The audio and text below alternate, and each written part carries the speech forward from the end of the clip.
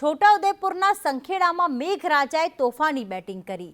વહેલી સવારે 2 કલાકની અંદર 5 ઇંચ વરસાદ ખાબક્યો। માત્ર સંખેડાની અંદર વરસાદના પગલે ટોકરી કોતરમાં પાણી આવી ગયું।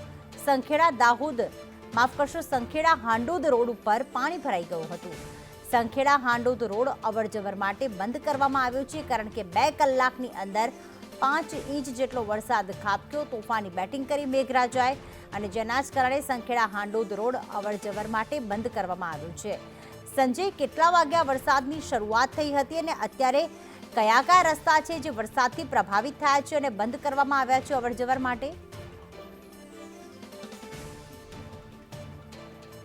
કલાકની અંદર 123 mm 5 ઇંચ જેટલો ભારે વરસાદ ખાબક્યો છે અને એને કારણે સંખેડાની બિલકુલ નજીકથી પસાર થતા ટોકરી કોતરમાં પાણીની ભરપૂર આવક થઈ છે। ઘોડાપુરની જેમ પાણી અત્યારના ઉછળી રહેલું છે, જેને કારણે સંખેડાથી હાંડોદ તરફ જવાના રસ્તા ઉપર પાણી ફરી વળતા હાલમાં એ રસ્તા ઉપર અવરજવર સંપૂર્ણ બંધ થઈ છે।